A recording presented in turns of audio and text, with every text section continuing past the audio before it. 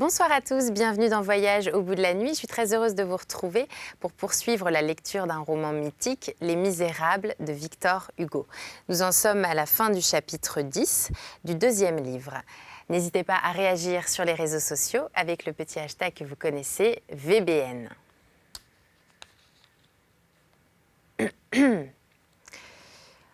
Au milieu de cette méditation hideuse, les idées que nous venons d'indiquer remuaient sans relâche son cerveau, entraient, sortaient, rentraient, faisaient sur lui une sorte de pesée.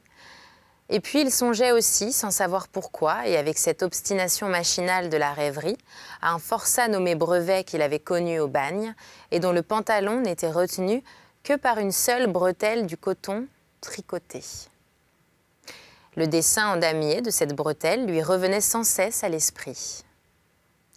Il demeurait dans cette situation et y fut peut-être resté indéfiniment jusqu'au lever du jour, si l'horloge n'eût sonné un coup, le quart ou la demi.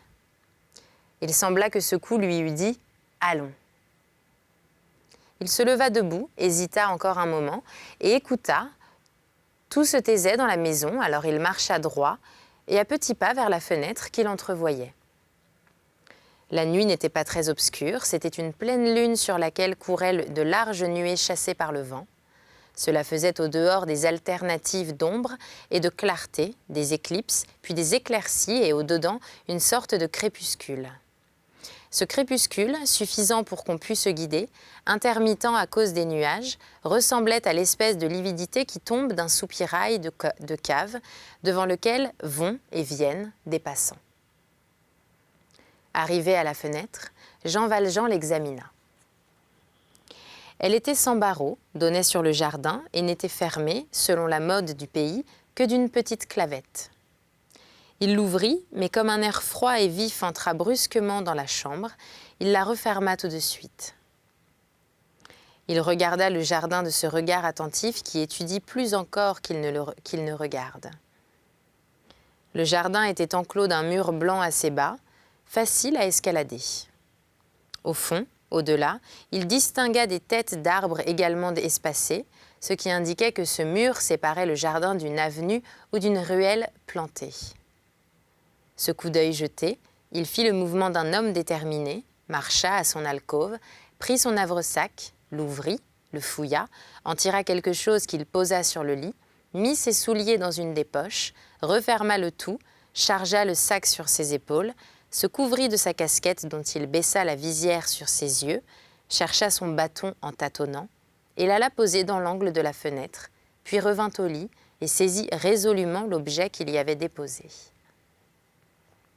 Cela ressemblait à une barre de fer courte, aiguisée comme un épieu à l'une de ses extrémités.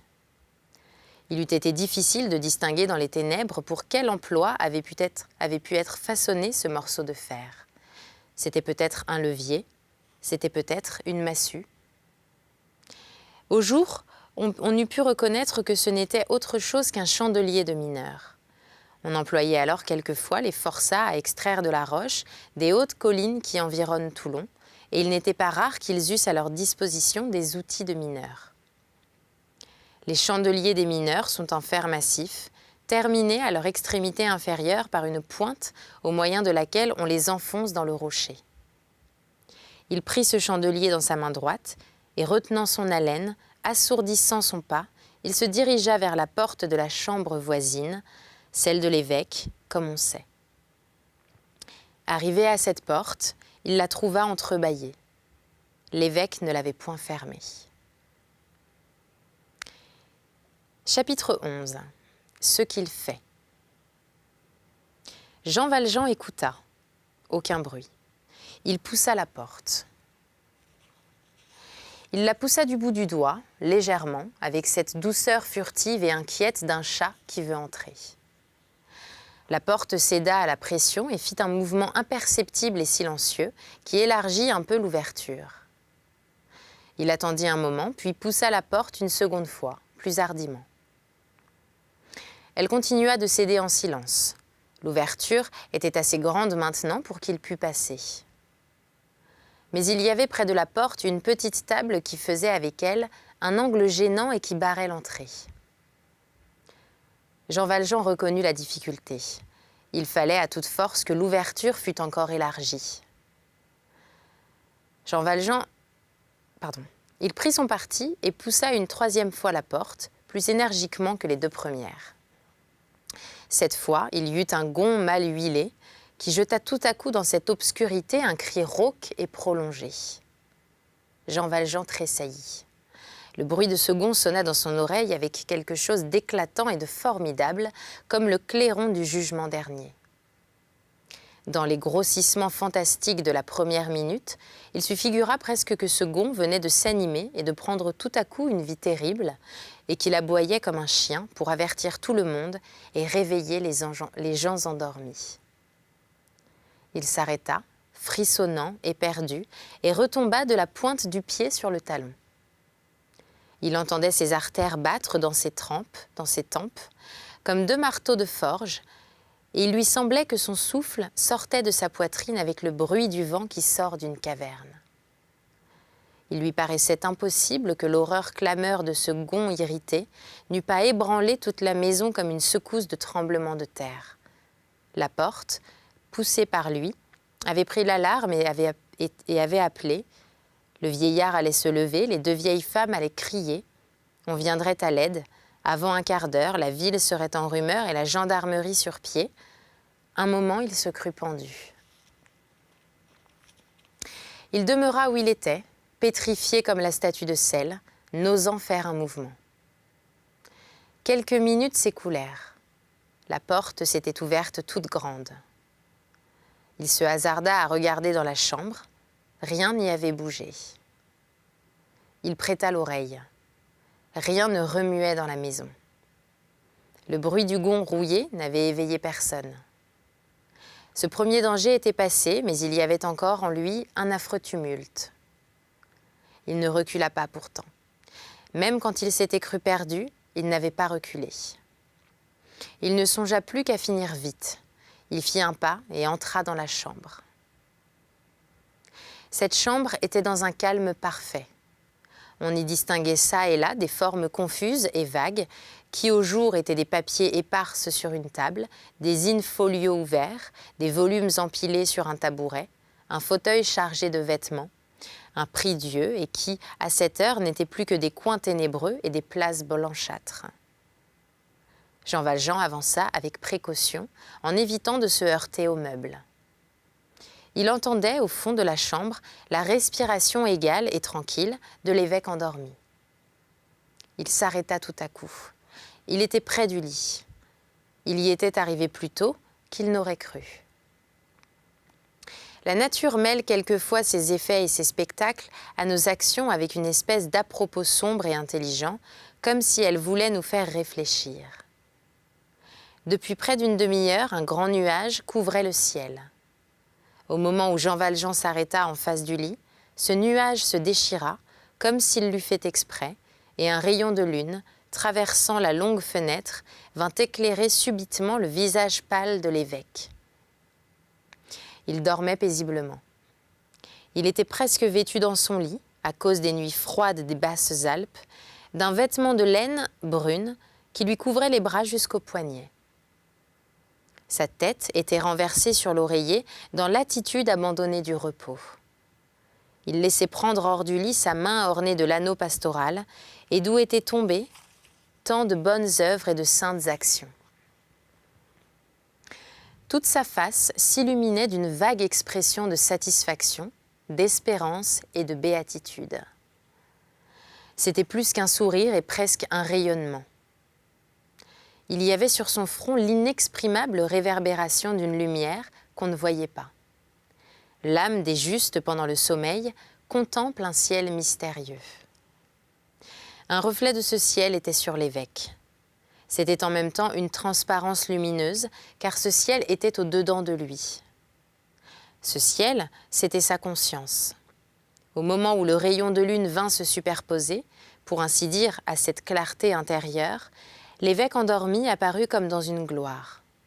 Cela pourtant resta doux et voilé, d'un demi-jour ineffable, cette lune dans le ciel, cette nature assoupie, ce jardin sans un frisson, cette maison si calme, l'heure, le moment, le silence, ajoutaient je ne sais quoi de solennel et d'indicible au vénérable repos de ce sage, et enveloppait d'une sorte d'auréole majestueuse et sereine ses cheveux blancs et ses yeux fermés, cette figure où tout était espérance et où tout était confiance, cette tête de vieillard et ce sommeil d'enfant.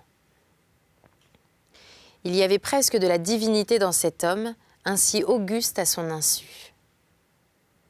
Jean Valjean, lui, était dans l'ombre, son chandelier de fer à la main, debout, immobile, effaré de ce vieillard lumineux.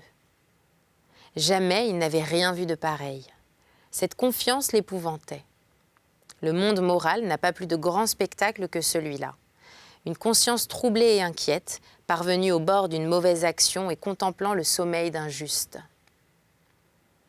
Ce sommeil, dans cet isolement et avec un voisin tel que lui, avait quelque chose de sublime qu'il sentait vaguement, mais impérieusement. Nul n'eût pu dire ce qui se passait en lui, pas même lui. Pour essayer de s'en rendre compte, il faut rêver de ce qu'il y a de plus violent en présence de ce qu'il y a de plus doux. Sur son visage même, on n'eût rien pu distinguer avec certitude.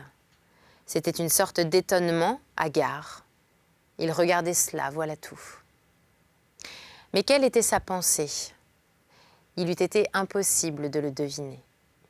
Ce qui était évident, c'était qu'il était ému et bouleversé. Mais de quelle nature était cette émotion? Son œil ne se détachait pas du vieillard. La seule chose qui se dégagea clairement de son attitude et de sa physionomie, c'était une étrange indécision. On eût dit qu'il hésitait entre les deux abîmes, celui où l'on se perd et celui où l'on se sauve. Il semblait prêt à briser ce crâne ou à baiser cette main. Au bout de quelques instants, son bras gauche se leva lentement vers son front, et il ôta sa casquette, puis son bras retomba avec la même lenteur, et Jean Valjean rentra dans sa contemplation, sa casquette dans la main gauche, sa massue dans la main droite, ses cheveux hérissés sur sa tête farouche. L'évêque continuait de dormir dans une paix profonde sous ce regard effrayant. Un reflet de lune faisait confusément visible, au-dessus de la cheminée, le crucifix qui semblait leur ouvrir les bras à tous les deux, avec une bénédiction pour l'un et un pardon pour l'autre. Tout à coup, Jean Valjean remit sa casquette sur son front, puis marcha rapidement, le long du lit, sans regarder l'évêque, droit au placard qu'il entrevoyait près du chevet. Il leva le chandelier de fer comme pour forcer la serrure. La clé y était, il l'ouvrit. La première chose qui lui apparut fut le panier d'argenterie. Il le prit, traversa la chambre à grands pas sans précaution et sans s'occuper du bruit, gagna la porte, rentra dans l'oratoire, ouvrit la fenêtre, saisit un bâton, enjamba l'appui du rez-de-chaussée, mit l'argenterie dans son sac, jeta le panier, franchit le jardin, sauta par-dessus le mur comme un tigre et s'enfuit.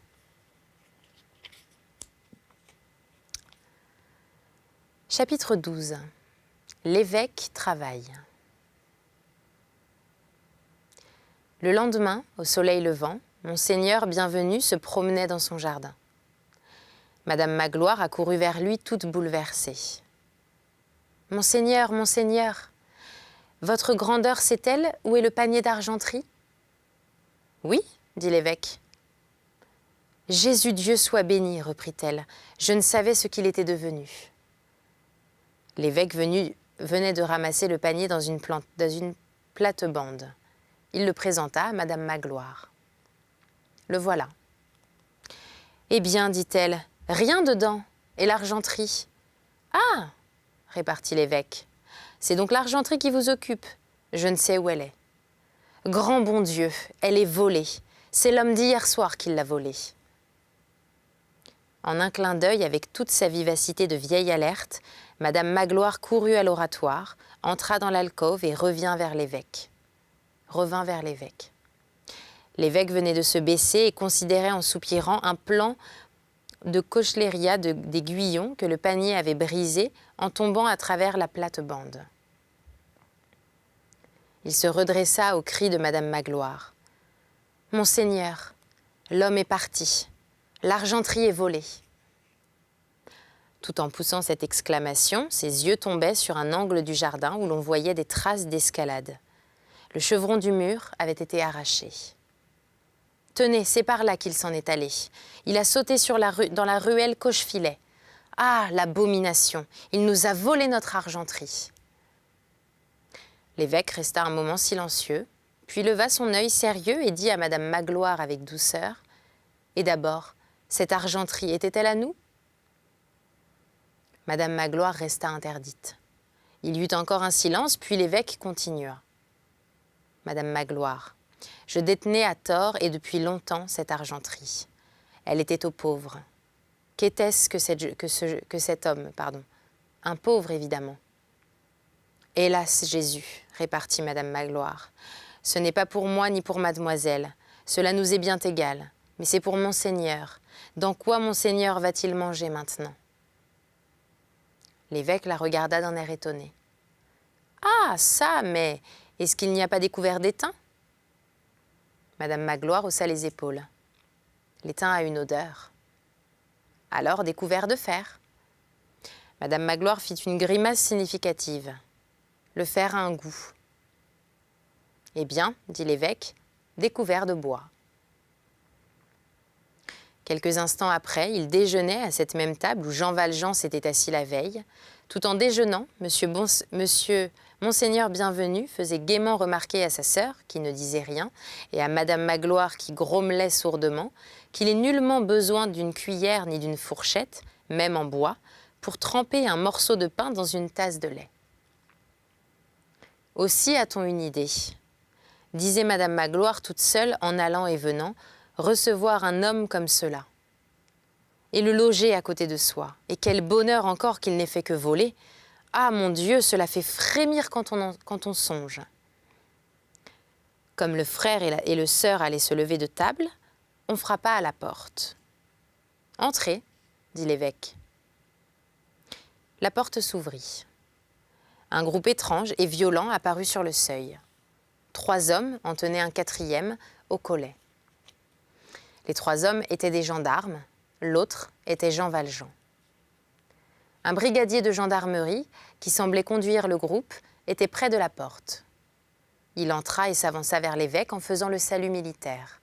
« Monseigneur, dit-il. » À ce mot, Jean Valjean, qui était morne et semblait abattu, releva la tête d'un air stupéfait.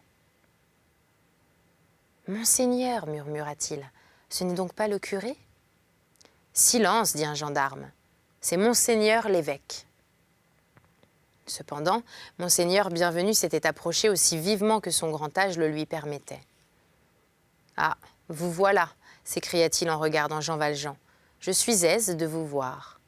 Eh bien, mais je vous avais donné les chandeliers aussi, qui sont en argent comme le reste et dont vous pourrez bien avoir 200 francs. Pourquoi ne les avez-vous pas emportés avec vos couverts ?»